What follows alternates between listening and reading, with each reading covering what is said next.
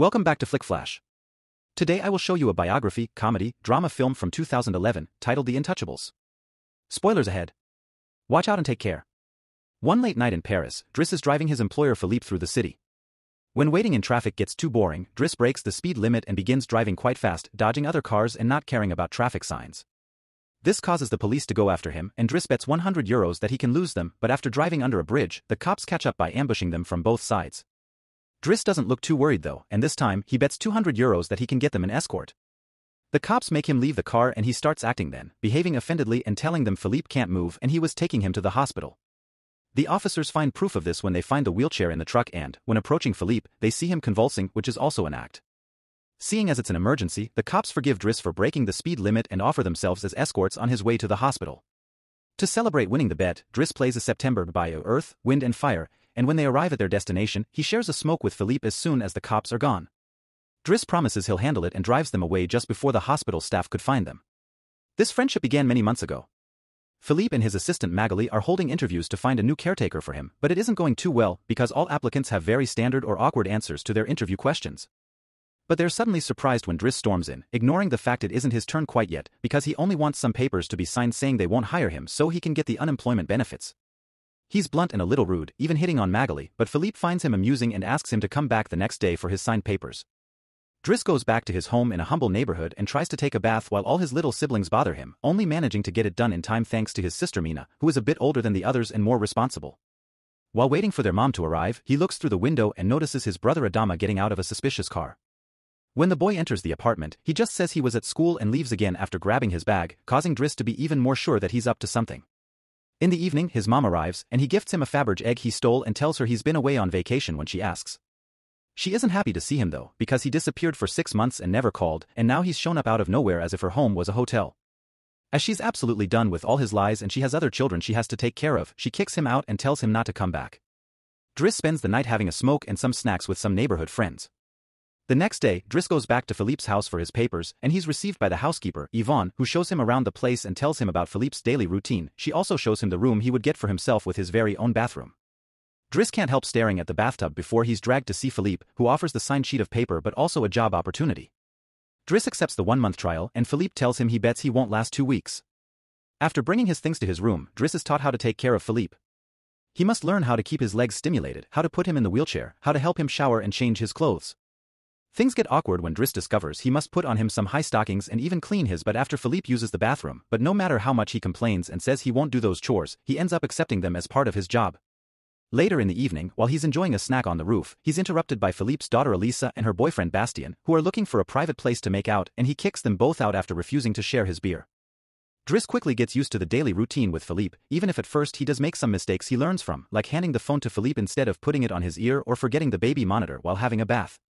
He also learns to organize his mail in different folders, most of the letters he opens for Philippe, but there's a series of private ones he isn't allowed to look at. When he finds a flyer promoting female escorts, he decides to start a file just for those instead of throwing them in the trash as Philippe says. It's not all work in this new life though. Driss still makes sure to have a good time. He keeps trying to hit on Magalie to no avail and sometimes calls escorts to join him in bed. One morning after Yvonne comes to his room to scold him for being late, she finds some dangerous weapons in his bag, but she doesn't comment on them yet. Driss' work today is to drive Philippe around, but he refuses to put him in the back of a van as if he was cargo, so instead, he takes him on one of the fancy cars that don't see much use. Philippe, who first thinks this isn't suitable and says they should be pragmatic, is soon getting excited at the idea of a faster, less boring ride, although Yvonne still disapproves. When they try to leave the building, there's a neighbor parked at their entrance, ignoring the sign on the door that says it's forbidden. Driss wastes no time and goes after the guy, grabbing him by the front of his shirt and threatening him until he moves the car. Philippe is impressed by his actions, but Yvonne, once again, disapproves. The pair goes to a museum where Philippe is planning to buy a piece of artwork that Driss considers not worth the money because it's just a red blotch on the canvas. Afterward, Philippe meets with a relative of his, who tells him everyone is worried about Driss since he can be violent.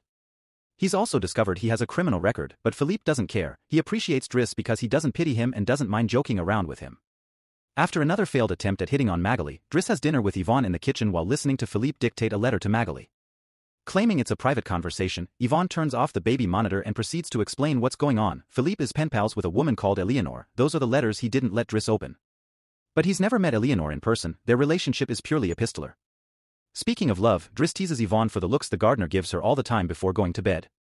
He's trying to sleep when he hears some weird sounds coming from the baby monitor. Philippe is having trouble breathing. Not being capable to ignore him even if he tries, Driss goes to his room and gently guides him through the attack with soothing words and a wet cloth to wipe his face. Philippe eventually falls asleep, only to wake up again moments later, saying he needs air. This time Driss doesn't hesitate. He puts Philippe on the wheelchair, covers him with blankets, and takes him out for a stroll by the river. This is the first time Philippe has seen Paris at night in a long time, and now he's more relaxed. He explains to Driss that the medicine can only do so much and he sometimes experiences phantom pain. When they see some girls walking by, Philippe also confesses he isn't capable of pleasuring a woman because of his situation, but he still can enjoy some satisfaction when he gets his ears massaged because they are sensitive zones. When the phantom pain threatens to appear again, Driss shares one of his joints with Philippe, who is skeptical at first but ends up loving it. Afterward, they go to a restaurant where they joke around while sharing a meal, and Philippe decides to share more of his story. He met his wife when they were students, and shortly after they got married, she had 5 miscarriages and was diagnosed with an incurable, terminal illness. That's when they adopted Elisa. Philippe has always loved competitions, extreme sports, and speed, and a paraglider gave him that. It was during a paragliding session that bad weather caused him to crash and break his vertebrae, although he still thinks his real handicap isn't the chair but living without his wife. After joking around some more, Philippe remembers the date and realizes Driss has passed his 1-month trial, so he's now officially hired. But he needs to start by bringing back the Faberge egg he stole because it was a gift from his wife. She would give him one every year, and he has exactly 25, matching their time together. The next day, Driss goes to talk to Mina when she's leaving school, who is a bit offended because he hasn't been answering her messages except to ask her to look for the egg. She also tells him about some cops that have been calling their home. Afterward, he visits Adama, who confesses he was found with 30 grams on him. Driss wants to take him to lunch, but Adama refuses and instead gets in the same suspicious car from before. Later on, Driss is allowed to be present while Philippe dictates his letter for Eleanor to Magalie. He thinks this purple prose is very boring and that Philippe should be more direct. He's also baffled to hear that this has been going on for 6 months and they never exchanged pictures. When he finds her phone number on one of the letters, he takes it as a sign and calls her, obliging Philippe to take the phone and finally speak to her outside the written word.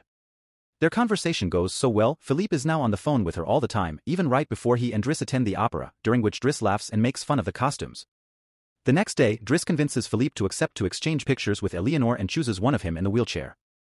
Afterward, while he's painting, Elisa bursts into his room to ask him for cigarettes and makes fun of him for trying to be artistic. Getting angry, he kicks her out before going to see Philippe, who is currently asking Yvonne to change the chosen picture for one of him when he wasn't quadriplegic. She hides the picture inside the escort file right before Driss burst in, complaining about Elisa and telling Philippe he needs to discipline her, something Yvonne agrees with. Philippe agrees to talk to her, but he's mostly surprised when Driss lets it slip that he's been painting. Days continue to pass, and the friendship between Philippe and Driss continues to grow. Driss takes him to play in the snow and brings him with him when he goes out for a run. Philippe gets him his first suit and scolds his daughter while Driss listens to him through the baby monitor. When Driss finishes his first painting, he shows it to Magalie, who slaps him when he tries to kiss her. Philippe, however, likes the painting and promises he'll try to sell it. The two of them have a great time with each other, enjoying things like getting a faster car, sharing joints, and even hiring escorts together. When Philippe's birthday comes, he isn't very excited about it. Every year, he pretends to be surprised that they're throwing a party and has to meet with all these relatives that only come to see him on the date to check he's still alive. Philippe says it'll all be rather boring. While he and the guests enjoy some live classical music, Driss searches for Elisa, who is crying in her room after having taken some of Yvonne's pills, which won't kill her as she expected. The reason why she's sad is that Bastien broke up with her and called her a tart, so she asks Driss to talk to the boy, which he accepts to do for a price. Meanwhile, Philippe is showing Driss painting to his relative and manages to convince him to buy it for 11,000 euros. Driss goes back to the dining room and chats with Yvonne, who tells him Magalie is in a relationship with someone named Fred, but things are rather rocky at the moment, giving Driss hope. As the party begins to die down, Philippe makes Driss listen to some of the most important songs in classical music history, but he can only joke in response. After the band is done, he brings his iPod and plays Boogie Wonderland by Earth, Wind and Fire before he starts dancing right in the middle of the floor. He's an incredible dancer and even convinces the rest of the party to join him and dance with him, which Philippe enjoys watching. Later, when putting Philippe to bed, Driss opens Eleanor's latest letter to him. She's sent her picture, showing she's rather pretty, and is telling him they should meet next week when she visits Paris. When the day of the date comes, Yvonne and Driss put Philippe through dozens of outfits until they find the perfect one. And since it's Yvonne the one that will take Philippe to the date, Driss uses his day off to visit Bastien and threatens him until the boy accepts to apologize to Eliza and to bring her croissants every day. He also asks him to fix his hair. Afterward, he visits his mother at work, but only to watch her from afar. At the restaurant, Yvonne and Philippe are waiting for Eleanor, who is very late. After waiting for an hour, Philippe gives up, calls Driss to ask him to take him away, and then leaves the restaurant without noticing Eleanor is arriving at the same time. That same night, Philippe takes Driss with him in his private plane and gives him the money he got for selling the picture, making him immeasurably happy. They make it to the countryside the next morning and Philippe decides to go paragliding, dragging Driss with him as well. Driss doesn't want anything to do with it, but after initially freaking out, he ends up enjoying the experience. When they return home, Adama is there waiting for Driss and gets scolded when he sees the scars on his face. Adama will still not tell Driss what's happening in his life though, so Driss makes him wait in his room while he calls Mina to tell her not to worry and goes to put Philippe to bed. Philippe, however, isn't sleepy yet. After making Driss look at a painting with him, he asks him about his family, which Driss at first doesn't want to talk about but eventually gives in. It turns out Adama technically isn't his brother and his parents aren't actually his parents, they're his aunt and uncle. They fetched him from Senegal when he was 8 because they couldn't have kids, and his real name is Bakary Baysari, but because other kids had that name, they called him Idris, and that became Driss. One day, his aunt miraculously was able to conceive, and after his uncle died, there were other men and more kids as well. In the same way Driss had talked to him about Elisa, Philippe points out that Adama needs discipline, so he fires Driss so he can be there with his family because he can't spend his whole life taking care of an old man. The next morning, after Bastien has brought his daily croissant while wearing a better hairdo, Driss packs his bags and gets ready to go. Magalie comes to say her goodbyes, and when Driss tries to hit on her one last time, Magalie introduces him to his significant other Fred, which is short for Frederic. Turns out Magalie isn't interested in men, and Driss gives up on the spot. On his way out of the house, he gives the baby monitor back to Yvonne and teases her for having lied to him about Magalie just to mess with him. In return, she gives him the escort file he had started, and he's disappointed to find the picture he had chosen is hidden there. Driss throws away the file, but he keeps the photo for himself. Once outside, he finds a car once again blocking the entrance, so he asks him to move away even if he doesn't work there anymore. When Adama calls him out for it, Driss says is a matter of principle. A few hours later, the two brothers go pick up their mother at the station while back at the house. Philippe is having his first dinner together with his new caretaker, who is stuffy and boring, and Philippe decides to leave him without even having a bite. Since Yvonne is out on a date with the gardener, nobody is there to scold him for it. As days pass, Driss goes back to his old life. He hangs out with his old friends again and tells the guys from the suspicious car not to bother Adama anymore. When he goes to an interview he doesn't have enough experience for, he manages to win over the employer by calling himself pragmatic and using all the art knowledge he acquired while working for Philippe. This lands him a job as a driver. Philippe continues to dislike his new caretaker and is in a constant bad mood. One night, he refuses anyone in the house to help him with his phantom pain, so Yvonne calls Driss and asks him to come over. That's how they find themselves in the situation from the beginning, with the cops chasing after them first and escorting them to the hospital later.